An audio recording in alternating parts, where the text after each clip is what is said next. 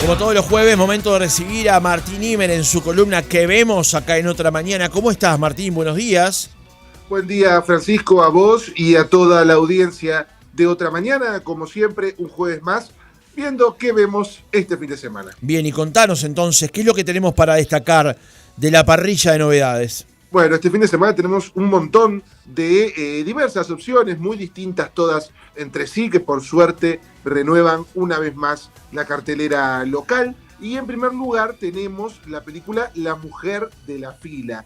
Este es un nuevo estreno, una película argentina que está protagonizada, sin embargo, por una actriz muy nuestra, como lo es Natalia Oreiro. Esta película está basada en un hecho real, es una historia de una madre cualquiera que un día se conmueve, se impacta ante el hecho de que su hijo es apresado por la policía sin saber por qué, un chico aparentemente normal y aparentemente inocente. Mientras ella comienza a visitarlo en la cárcel, se vuelve una de esas mujeres de la fila, que refiere a ese grupo de mujeres que tiene que ir a la cárcel a ver a sus maridos, a sus hijos, o sea, a ver a la persona que está del otro lado del penal. Es una película con un componente dramático fuerte, por supuesto, pero también es una película con luminosidad, es una película con amor y tiene incluso un mensaje muy, muy positivo que vale la pena destacar.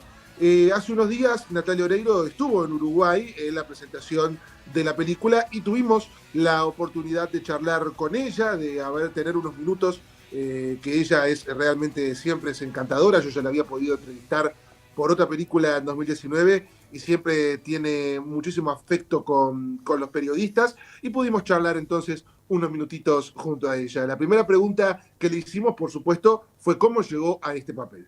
Bueno, llego al papel por Benjamín, por el director, me mandó una charla a TED, que es la charla de Andrea, me pareció alucinante ella. Me acordaba, además, yo vivía muy cerca de donde fue el hecho que fue acusado su hijo, entonces me lo acuerdo de haberlo escuchado. Bueno, cuando la veo me encuentro con una mujer arrolladora, con una energía increíble, entonces hablo con Benjamín y me dice, bueno, ¿te vamos a hacer la película? Y me dije, sí. ¿Y por qué? Porque empaticé como madre, empaticé con la situación, empaticé con esa mirada social que se le tiene de prejuicio a los familiares que tienen a alguien preso, sobre todo con la madre, ¿no? Esta mirada de mala madre, algo hiciste mal, como que algo también que muestra la película es que no solamente están presos quienes cometen el delito, sino toda su familia está también, y la sociedad las culpa.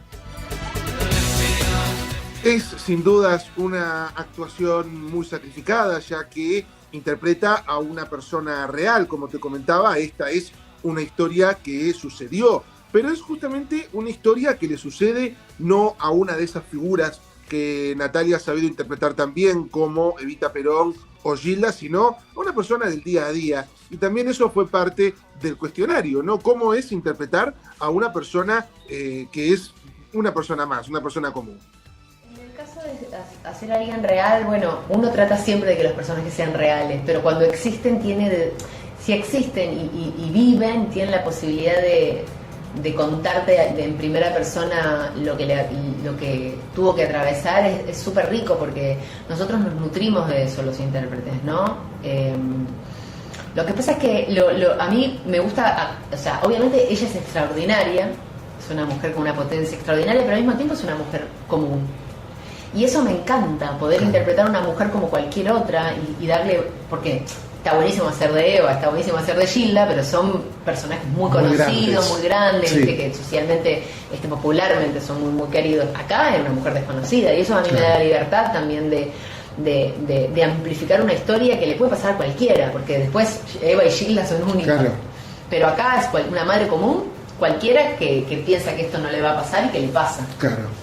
¿Y qué hace con eso que le pasa? Claro, hay una escena incluso en la película que a mí se me quedó realmente grabada, que es cuando están todas las mujeres de la fila, ¿no? Que es tal vez la escena más conmovedora. Total, porque son ellas de verdad. Claro, ¿cómo fue también esa simbiosis con esas mujeres que están compartiendo su historia real y vos estás actuando, pero también sos espectadora y sos oyente? Claro, porque en un punto dejas de actuar. O sea, cuando yo acepto el proyecto, empecé a juntarme con ellas. Todos los martes se juntan para acompañarse. Claro. Y hay un momento donde dejas de actuar. O sea, vos me preguntas, ¿te costó? Y la verdad que no, porque yo lo que hice fue abrir el corazón. Martín, ¿qué otra cosa podemos agregar para este fin de semana? Bueno, este fin de semana tenemos varias opciones animadas, pero también muy diferentes entre sí. Por un lado está el reestreno de Toy Story, esta película mítica de animación, de la que ya no hay que decir absolutamente nada. Claro. Es una de estas películas que trascendió, ¿no? Como Tiburón, como te contaba hace 2 semanas, te contaba del reestreno de Tiburón, ¿qué se puede decir? Y ahora lo mismo, ¿qué se puede decir de Toy Story? Bueno, se puede decir que es una película pionera en lo que es animación 3D, en lo que es animación digital. Es una película que marcó un antes y un después para la historia del cine. Y sin dudas es una película que se sigue sosteniendo hasta el día de hoy porque el guión no se quedó solamente en la innovación técnica, sino que además ofreció tal vez una de las historias más entrañables de la historia del cine, con esos juguetes, con un alma humana que tenían que volver a la casa de su dueño, de su niño, que tanto los quería. Es una película que hoy celebra 30 años, por eso vuelve a las salas y es sin dudas uno de los estrenos más destacados, justamente por el componente nostálgico y también por ese componente muy interesante que está pasando ahora con los reestrenos, que es esta oportunidad única para muchos de poder descubrir en la gran pantalla estas películas que, bueno, marcaron una época. Ni que hablar. Vos decís que no se puede decir mucho de Toy Story, que ya está todo dicho prácticamente y es un hecho, desde Andy hasta la serpiente en la bota. Sí. Lo que pasa es que cuando vos decís que esa película ya tiene 30 años y yo la vi siendo chico, me doy cuenta que ya estoy pronto para ir de acá al BPS a cobrar la jubilación. Si es que hay plata para jubilación. Pero digamos, Bueno, me agarra un viejazo, es una cosa brutal.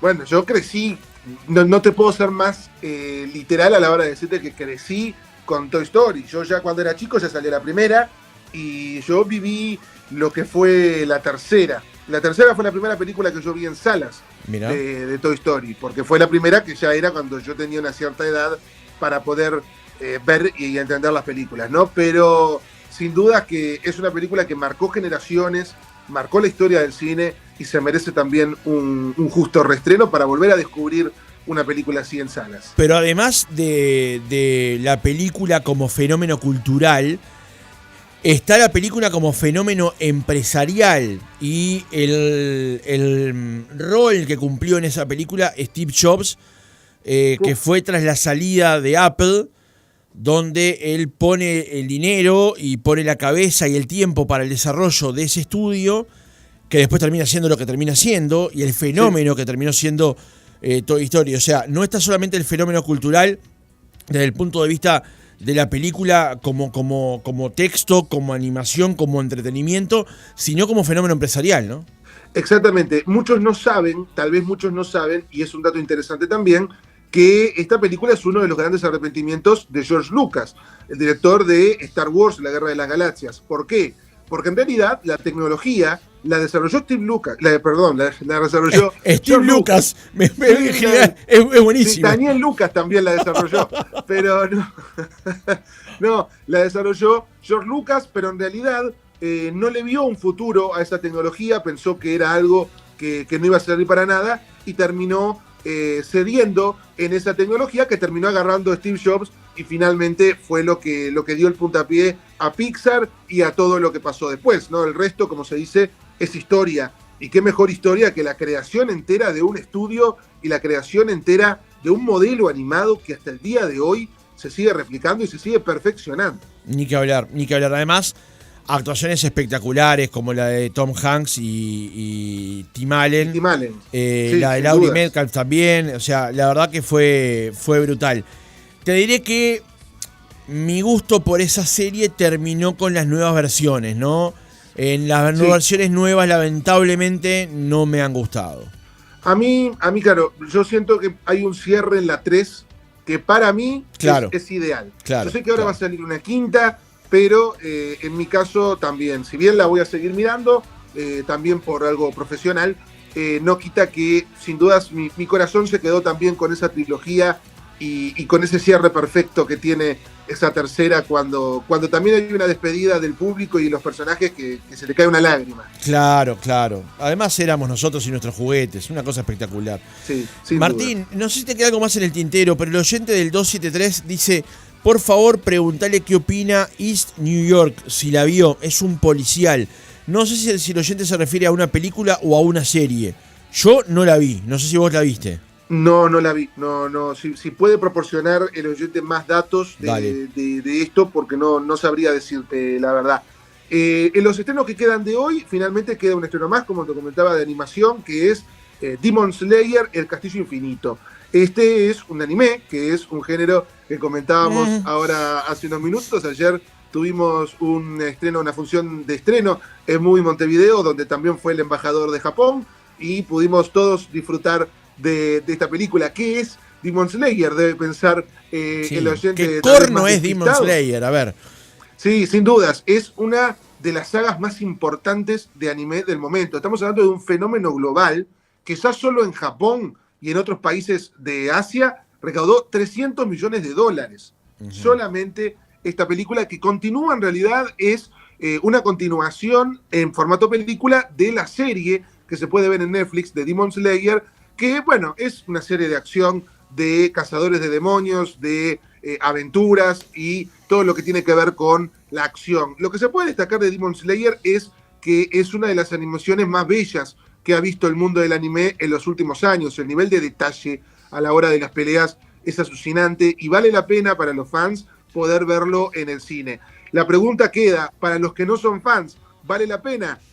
Tal vez vale más la pena si uno acompaña y uno disfruta el placer de acompañar a un hijo o acompañar a un amigo a ver esta película, porque la realidad es que la trama está muy adelantada a lo que son los hechos del anime. Entonces, si uno no vio lo anterior, tal vez va a ser difícil que conecte con lo que está pasando en pantalla. Pero para el que es fan, sin dudas, es una de las películas más satisfactorias de esta saga, porque sin dudas aparte lo que tiene de bueno es que no se adelanta, no es lo que se vio en la serie, ¿ok? Bien. O sea, es una película nueva que se adelanta a los hechos de la serie y por ende es toda una novedad para los fanáticos que sin dudas ayer con mucha euforia colmaron la sala teatro de Movie, sala llena, y sin con duda tu presentación además, ¿no? Con tu presentación. También, exactamente, yo estuve ahí junto a Agus Llanes, que estuvimos presentando la película, y sin duda fue un evento muy, muy energético también. Había muchísimo público, una energía tremenda, y por suerte el público estaba muy animado y respondió muy bien a la película. Bien, el oyente que nos planteaba lo de la serie nos aclara que es un policial que está en HBO y es una serie, efectivamente. La busqué, se llama East New York, una nueva ley, es una serie de CBS del año 2022 hasta el año 2023, que está ahora justamente disponible en HBO. Y la verdad que le agradezco al oyente del 273, porque el fin de semana me encontré en un bajón que no encontré nada para ver. Vi más y más fútbol porque no encontré una serie o una película para ver. Llegué a empezar a rever Jack Ryan, que ya la había terminado en Prime Video, porque la verdad que no encuentro, o sea, cosas nuevas hay, sí, cosas buenas no. Sí, que te interesen es distinto. La verdad que no encuentro, como yo le digo siempre a mis amigos, no encuentro series para gente grande. Sí, a veces es complicado encontrar una serie que te guste, que te envuelva como espectador. Sin dudas, es irónico porque uno piensa que cada vez salen más contenidos, cada vez salen más series, más películas, y sin embargo es cada vez más difícil que uno realmente se enganche. Hoy, sin embargo, te cuento que se estrenó en Netflix ayer, mejor dicho, el documental de Charlie Sheen.